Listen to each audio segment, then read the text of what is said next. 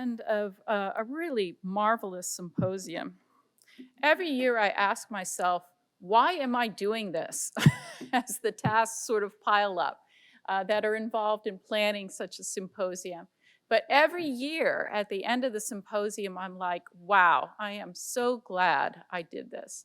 And so, very, very grateful to all of the speakers who traveled here, and Teresa, who sort of traveled here, to make this symposium a success, and very grateful to all of the assistants and grateful to all of the attendees. So yeah, I get the last word. You know, my kids will tell you that that's usually what happens. So I'm going to take a little peregrination here. I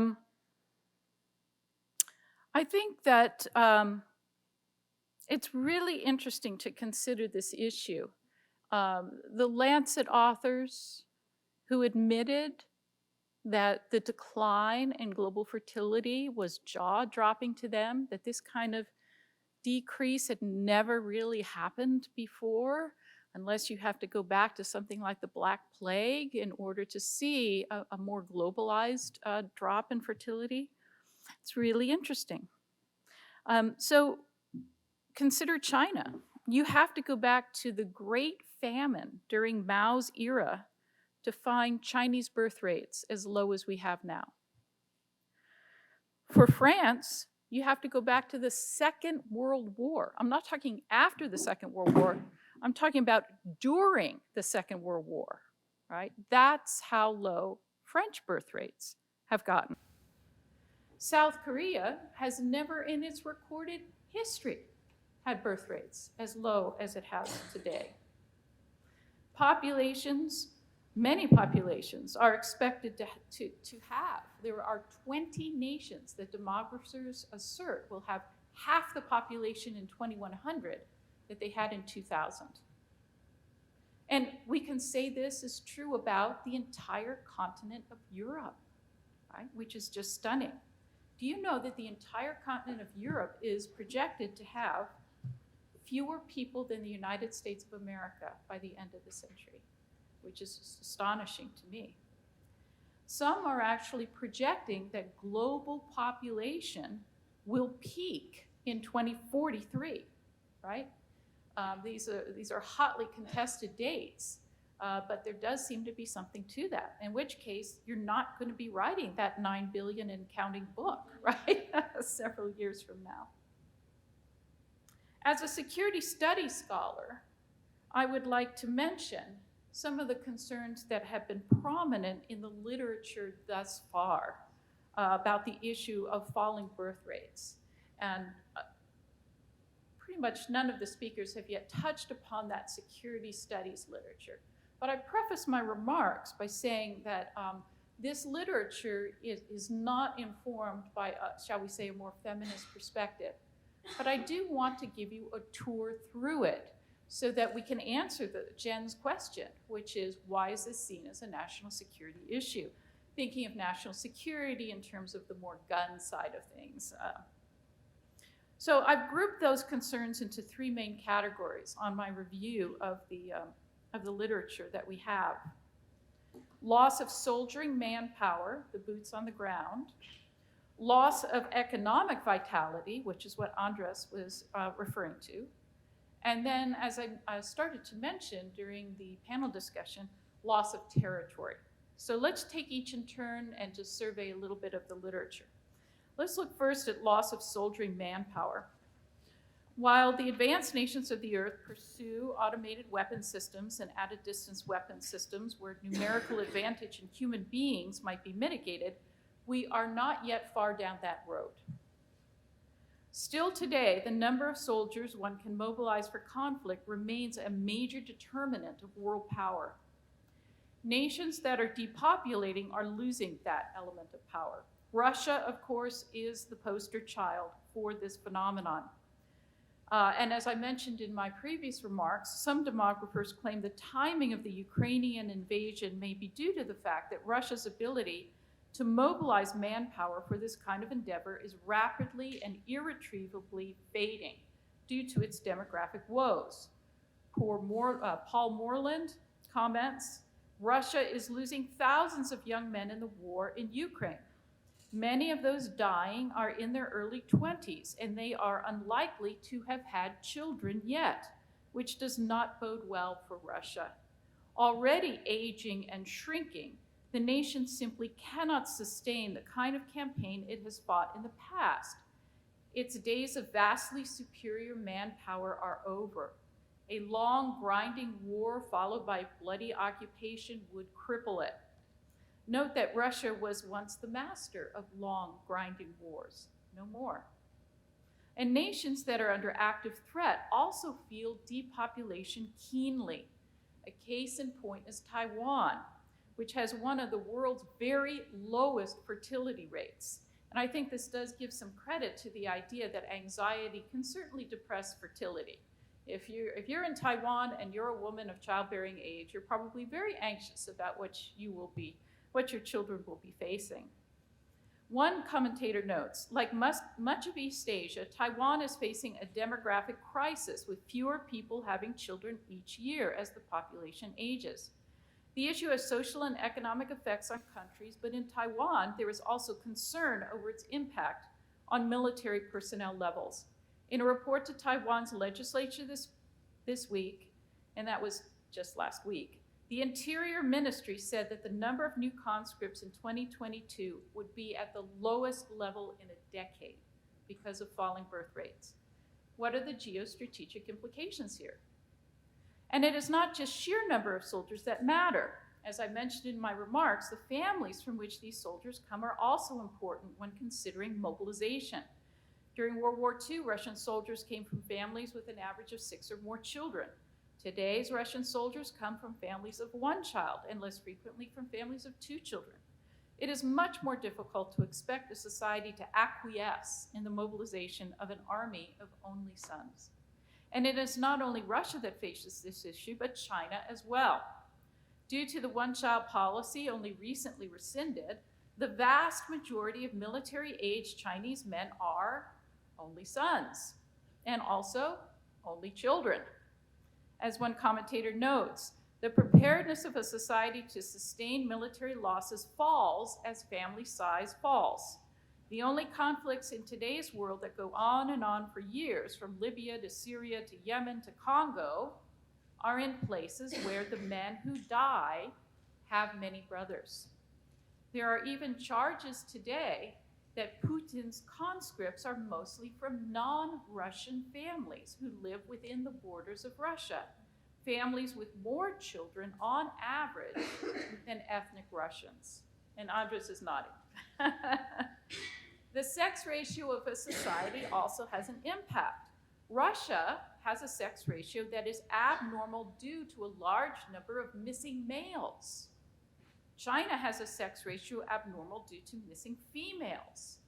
This may have ramifications for situations such as attrition warfare and must be factored in as well.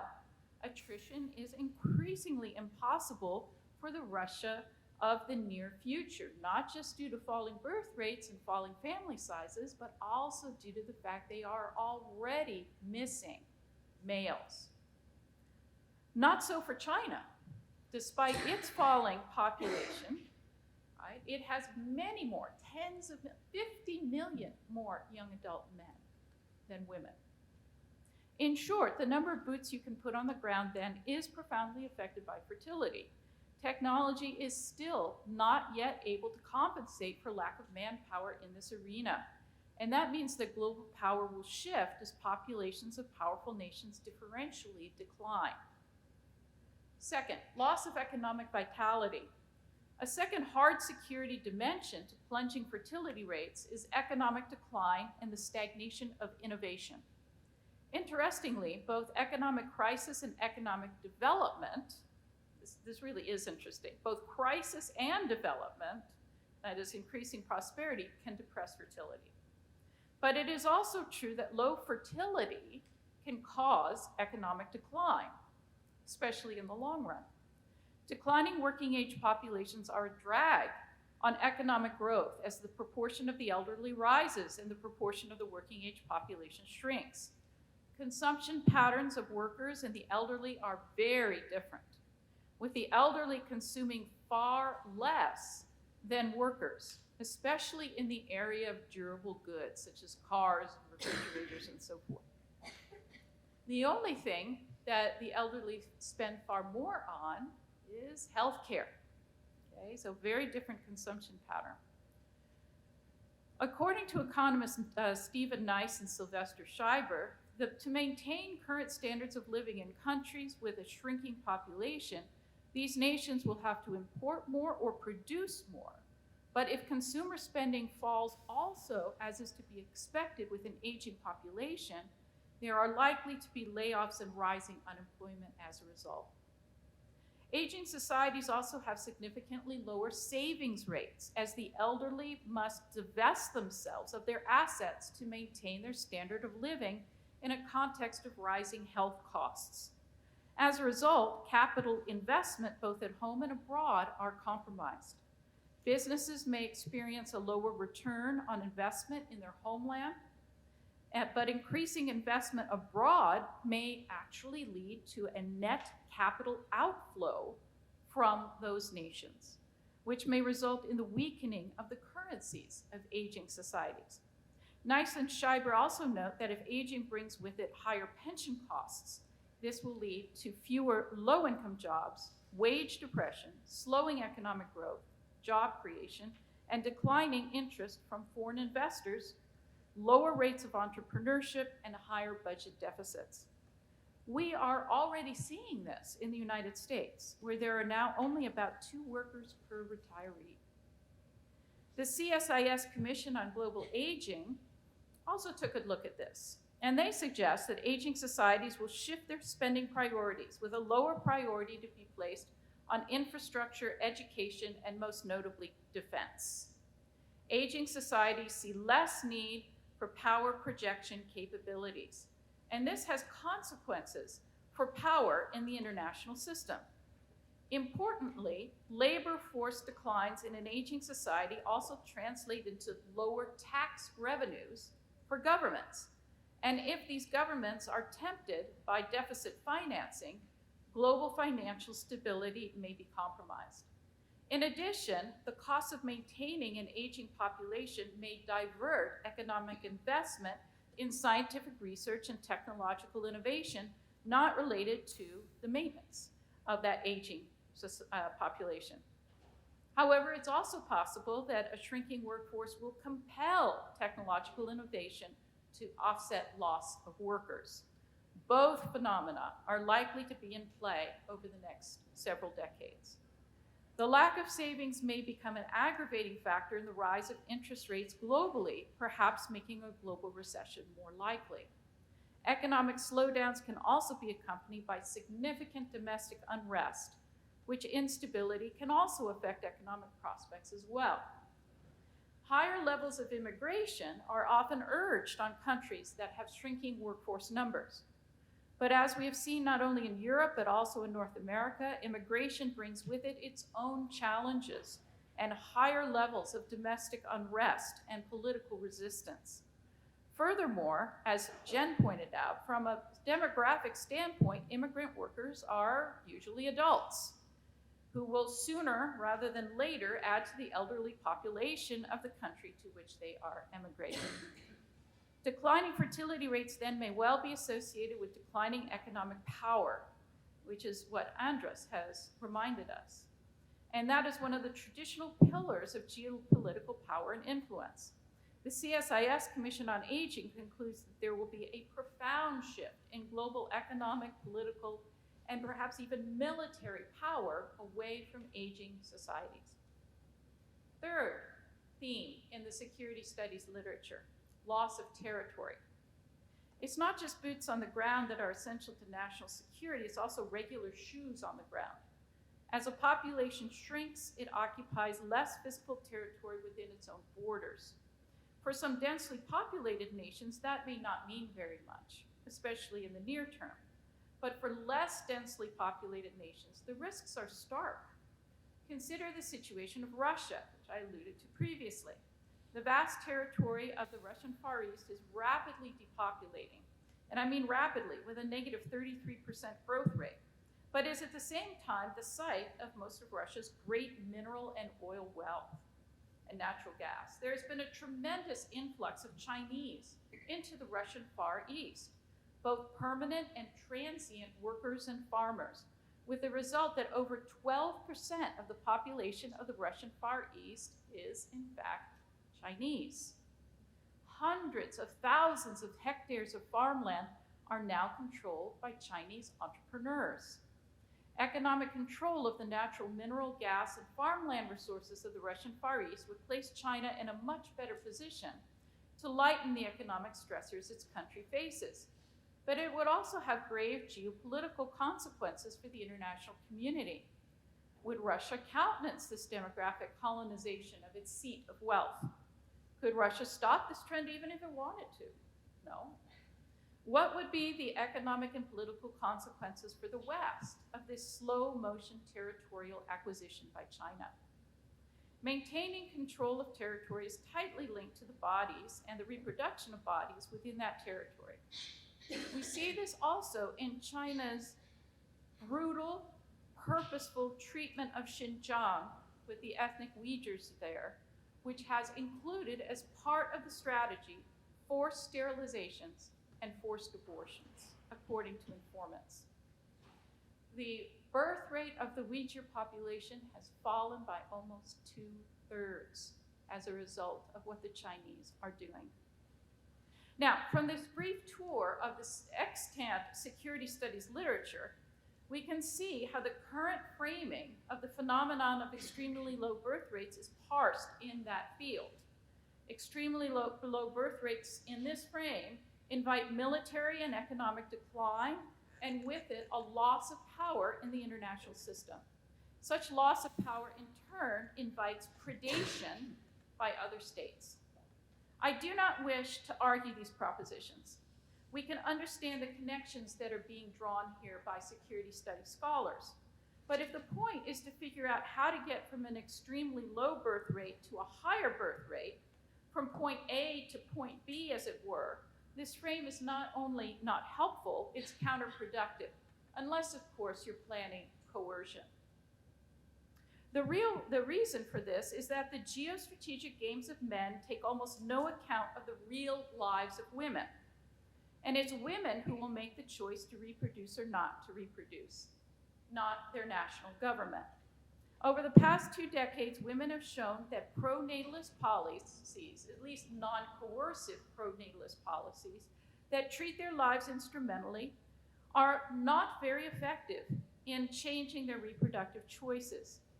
And as we've spoken of before, with each successive year that fewer numbers of potential mothers are being born, you get yourself into a negative spiral from which it's almost impossible to recover. That should give states pause, as should the rise of the child-free movement in the West and its kissing cousin, the 4B or 4No movement in South Korea. Perhaps women are finally revealing, or are finally capable of revealing, that the most important political order in the world is not the international order of nation states, but the sexual political order. The sexual political order is the very first political order in any society. Perhaps women are saying that there is something terribly wrong with the sexual political order within their societies, an order that has to this point been dictated by men. It is possible that only such a global birth strike can unmake a world made in men's image, a world designed according to men's priorities. And this strike is not because women don't want or don't love children. In fact, we have seen that women aspire to have more children than they are having.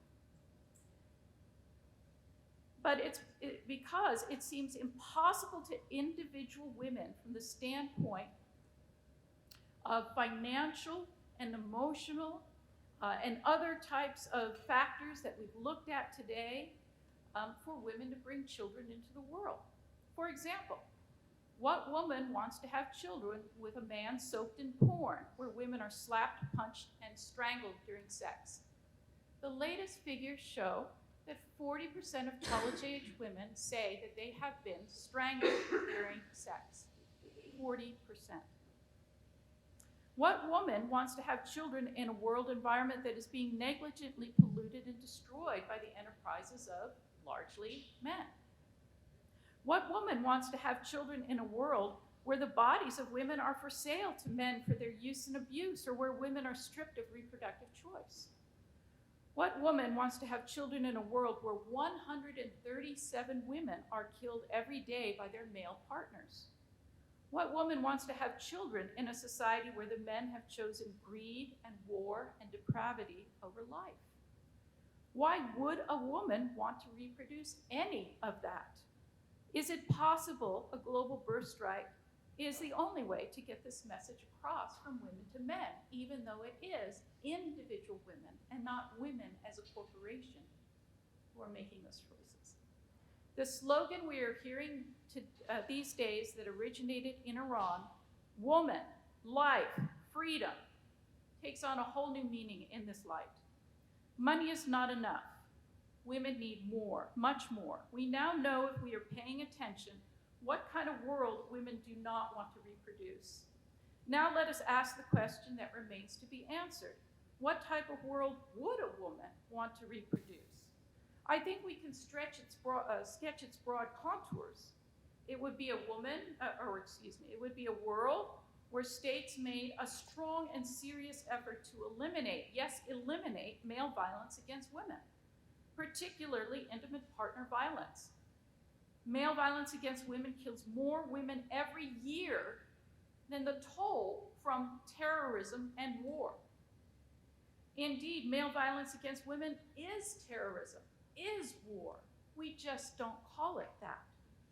In the world women would want to reproduce, it would be treated as just as high a national priority as terrorism or war. In fact, the UK has now said male violence against women is going to have as high a priority as terrorism does for that country.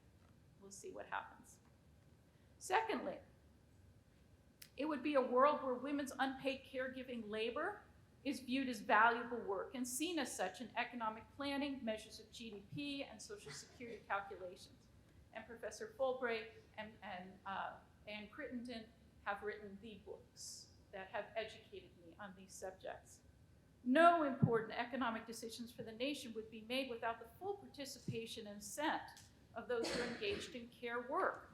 And just as we create environmental impact assessments before we make a move in the economic sphere, we would have care work impact assessments that would also look at the impact on caregivers of the types of policies that we're looking at. Wouldn't that have been nice before nations introduced lockdown? I think so. This principle would extend beyond economic matters to encompass all important decisions of society. Women, including mothers, should have been equally represented in the councils that oversaw national responses to the COVID-19 pandemic, for example. In the world women would want to reproduce, there would be parity for women in the councils of human decision-making, even at the highest levels. Third, it would be a world where women disabuse the law of its legacy of sympathy, a phrase I have lifted from Kate Mann, the philosopher. Men created law in their own interest, and women in nearly every country face a legal system that seems stacked against them. For example, there are still 24 countries where marital rape is not criminalized, many more where women have lesser property rights than men, still more where girls can be legally married off while they are still children. The enforcement of law would also need to undergo a revolution. What are women to think when in an advanced country like the United Kingdom, the percent of reported rapes end with a perpetrator in jail in only 1.3% of cases? Factoring in unreported rapes at a level of 8 unreported rapes for every 1 rape reported, which is a conservative estimate, that means that virtually every rapist in the United Kingdom gets off scot-free. In the world women would want to reproduce, law would be equitable to women and would be vigorously enforced. Fourth, it would be a world where men actively participate in creating a culture of sexual integrity, even if that means they must relinquish certain perceived entitlements and prerogatives. There are many dimensions of such a culture. For one, assault during sex would be treated as assault, period. Men would not have the right to buy the use of women's bodies. Men would bear an equal share of the burdens of contraception and the burdens of child-rearing, and women would have meaningful reproductive choice. Men's responsibility in causing unwanted pregnancy and abortion would be recognized for the purposes of real accountability. In the world, women would want to reproduce. Men would act with sexual integrity and would not constrain or coerce women's abilities to make reproductive choices. Fifth, it would be a world where Mother Earth is protected instead of destroyed for the material gain of, again, largely men. For example, consider that environmental toxins have been shown to significantly impair fertility and harm children born and unborn. In the world women would want to reproduce, real efforts to detoxify our planetary home would be taken as a national priority. There are many, many more aspects of the world women would want to reproduce we might discuss, but these will do as a starting point. My question to those assembled here today and to those in security studies that have written on the subject, are we ready for this type of conversation? Are we willing to make the changes needed to create the type of world women would want to reproduce? If the answer is no, then it's time to face facts. The extremely low birth rates of the world will never rebound. No, never. Let that sink in. Frankly, I do fear that this is the path our world will take. In this, I am reminded of the Ents, a creation of J.R.R. Tolkien. In his masterpiece, The Lord of the Rings, the hobbits Pippin and Merry meet Ents, who are a form of sentient tree creature ancient of days. The lead Ent, named Treebeard, boasts of the strength of the Ents and their past deeds of glory, but then asks the hobbits if they've seen Entwives, the females of their species. The hobbits say they haven't, and the hobbits notice there are no Entings, no Ent children at all. And Treebeard says there haven't been any Entings for a very long time. The hobbits assume something must have happened to the Entwives, but no, Treebeard explains. The Ents were so busy with their affairs, they simply lost track of the Entwives. Foolishly, the Ents mistook what was important, what was vital, for matters that turned out to be of little consequence in the end. Only when it was too late did they awaken to the reality of their situation. I hope we are more intelligent than the Ents. I hope we would see, as they did not, that without a sustainable first political order offering a world women would choose to reproduce, nothing else would really matter. Do you know that in doing the research for my remarks, I ran across a site predicting when the last Japanese person left in the world will die? It's much sooner than you think. Outside the large metropolitan areas, Japan is depopulating so swiftly you can buy an entire ghost town in Japan for the price of a new car. And what is not bought disappears, swallowed back into the jungles and forests, leaving no trace that there was ever once anything there. How ironic and perhaps fitting that in the end, the field of study, security studies, that most assiduously excluded women, is now forced to reckon with the consequences of that choice. I have a feeling we will all be pondering what was said at the symposium for a very long time to come. At the very least, I plan to keep this saying in remembrance: woman, life, freedom. These three things are integrally connected. Thank you for your attendance at this symposium, and in closing the event, please give our speakers a huge hand.